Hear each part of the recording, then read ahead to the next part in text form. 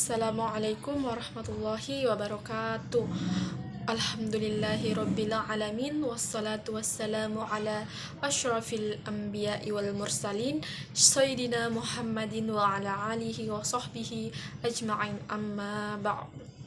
Yang pertama, marilah kita memanjatkan puji syukur kehadirat Allah Subhanahu wa taala karena pada saat ini saya masih diberikan kesempatan untuk melaksanakan atau mengerjakan tugas yang diberikan oleh pengampu mata kuliah Sejarah Pendidikan Islam.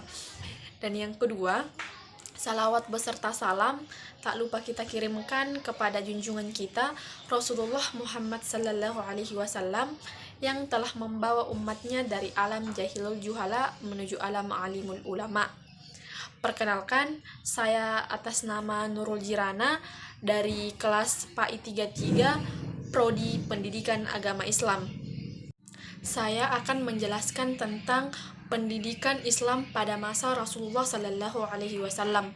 Pendidikan Islam pada masa Rasulullah Sallallahu Alaihi Wasallam bermula pada saat Rasulullah diangkat menjadi Rasul, dan pada saat itu Rasulullah Sallallahu Alaihi Wasallam sendirilah yang langsung menjadi gurunya. Kemudian pendidikan Islam tersebut dikembangkan oleh para sahabat dan keluarganya. Nah, pendidikan Islam pada masa Rasulullah Sallallahu Alaihi Wasallam terbagi menjadi dua periode. Yang pertama yaitu periode Mekah dan yang kedua adalah periode Madinah. Nah, yang pertama saya akan menjelaskan yang pertama terlebih dahulu, yaitu periode Mekah. Periode Mekah ada beberapa tahapan pada saat Rasulullah menyebarkan pendidikan Islam. Yang pertama yaitu tahapan secara sembunyi-sembunyi. Nah, Rasulullah Shallallahu Alaihi Wasallam awalnya mendakwahkan atau menyiarkan pendidikan Islam secara sembunyi-sembunyi kepada keluarganya, sahabatnya, dan rekannya. Maka tak heran jika orang yang pertama kali menerima pendidikan yang langsung dari Rasulullah itu sendiri, yaitu keluarganya dan para sahabatnya. Nah, kemudian tahapan yang selanjutnya atau tahapan yang kedua yaitu tahapan secara terang-terangan.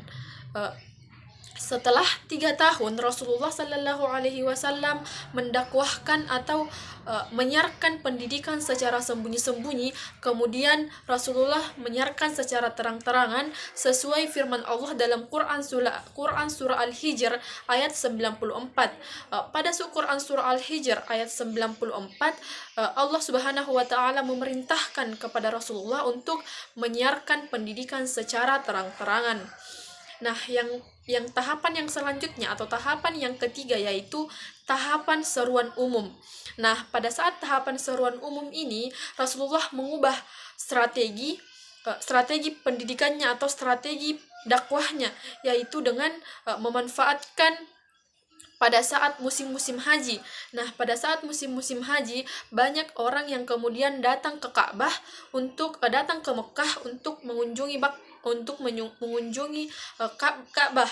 Nah, pada saat itu Rasulullah dengan para sahabatnya bekerja sama untuk menyiarkan dakwah atau menyiarkan pendidikan pada saat orang-orang datang ke Mekah. Nah, alhamdulillah dengan strategi yang ini semua orang-orang Yathrib masuk Islam terkecuali orang-orang Yahudi. Nah, yang selanjutnya ada beberapa lembaga pendidikan yang ada pada periode Mekah pada zaman Rasulullah Sallallahu Alaihi Wasallam.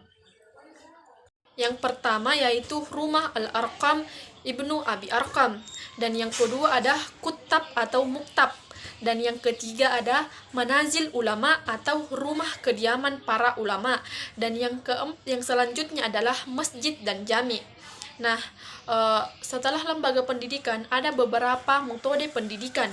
Nah, yang metode pertama yaitu metode ceramah. Yang kedua adalah metode dialog-dialog. Nah, metode dialog-dialog ini seperti pada saat ketika Rasulullah Sallallahu Alaihi Wasallam berdialog dengan para sahabatnya untuk mendiskusikan strategi perang yang akan dilakukan pada saat di peperangan nanti. Dan yang selanjutnya atau yang ketiga adalah metode perumpamaan.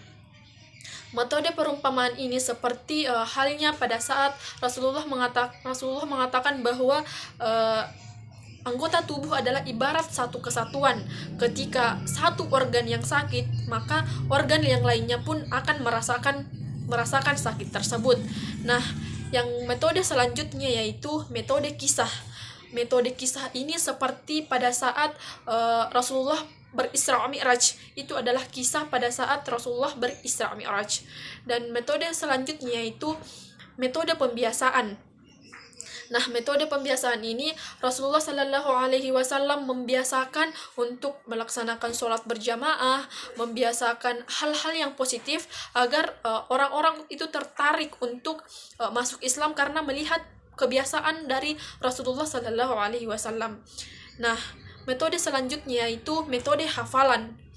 Metode hafalan ini dilakukan karena pada saat di zaman Rasulullah belum ada mushaf atau belum ada tulisan Al-Quran. Maka dari itu untuk menjaga Al-Quran maka para sahabat diperintahkan untuk menghafal Al-Quran tersebut. Nah, setelah metode pendidikan, ada kurikulum pendidikan yang ada pada zaman periode Mekah. Kurikulum yang dipakai pada periode Mekah yaitu Al-Quran itu sendiri. Al-Quran yang langsung diwahyukan oleh Allah Subhanahu wa Ta'ala, yang turun langsung sesuai dengan kondisi dan situasi yang terjadi pada saat itu. Nah, ada beberapa materi pendidikan yang ada dalam kurikulum tersebut, yaitu ada 93 surah ayat Makkiyah, ada 93 surah pendek, surah Makkiyah ada 93 surah pendek Makkiyah yang isinya adalah sunnah-sunnah dan hadis. Dan yang materi kedua yaitu materi keimanan, ibadah, dan akhlak. Nah, periode yang selanjutnya yaitu periode Madinah. Lembaga pendidikan, metode, dan materi pendidikan Islam pada masa Rasulullah Sallallahu Alaihi Wasallam di Madinah masih sama seperti yang diterapkan di Mekah.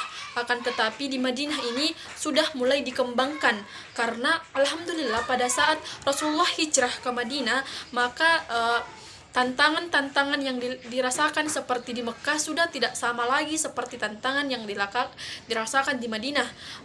Di Madinah sudah mulai mudah untuk mendakwahkan pendidikan atau menyiarkan pendidikan. Nah, lembaga pendidikan yang ada di Madinah ada 3. Yang pertama yaitu kutab, yang kedua ada masjid, dan yang ketiga ada suffah. Nah, yang selanjutnya adalah metode-metode pendidikan. Metode pendidikan yang ada di zaman atau di periode Madinah, yang pertama adalah bidang keimanan. Seperti yang terjadi di Mekah, ada juga tanya jawab atau diskusi. Ketika seseorang pemuda atau pemudi mendapati keganjalan, maka dia akan langsung ke hadapan Rasulullah Sallallahu Alaihi Wasallam untuk bertanya. Nah, Rasulullah Sallallahu Alaihi Wasallam akan menjawab dengan bukti-bukti dan menjawab dengan rasional atau masuk akal. Dan yang selanjutnya, metode pendidikan yang selanjutnya itu materi ibadah. Materi ibadah ini dilakukan Rasulullah dengan cara metode peneladanan. Rasulullah Sallallahu Alaihi Wasallam melakukan ibadah seperti sholat, puasa, dan lain-lain. Itu dia melakukannya langsung dengan sendirinya. Dia melakukan langsung sehingga orang-orang akan melihat dan meneladani sifat-sifat Rasulullah Sallallahu Alaihi Wasallam. Nah, di metode yang ketiga yaitu bidang akhlak. Di metode bidang akhlak ini Rasulullah tampil sebagai orang mulia dan agung, yaitu baik ucapan maupun perbuatannya. Nah, Rasulullah memperbaiki akhlaknya, ucapannya, perbuatannya, sehingga orang-orang akan lebih tertarik lagi untuk masuk ke dalam agama Islam atau melaksanakan pendidikan Islam itu sendiri. Nah, yang selanjutnya ada beberapa materi pendidikan yang ada pada periode Madinah. Yang pertama yaitu memperdalam dan memperluas materi-materi yang pernah diajarkan di Mekah. Nah, yang pertama materi-materinya itu hafalan, penulisan, dan pengajaran Al-Quran. Yang kedua yaitu pemantapan ketauhidan umat Rasulullah, dan yang ketiga yaitu pengembangan baca tulis Al-Quran, dan yang keempat yaitu sastra Arab.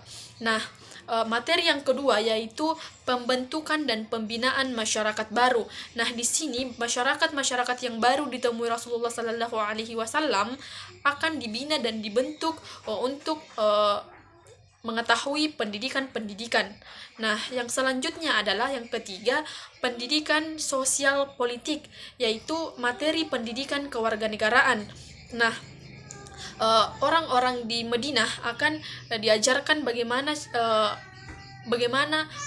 kewarganegaraan tersebut. Itulah tadi materi pendidikan Islam pada masa Rasulullah Sallallahu Alaihi Wasallam. Lebih dan kurangnya mohon dimaafkan. Minallahi musta'an wa alaihi tiklan. Assalamualaikum warahmatullahi wabarakatuh.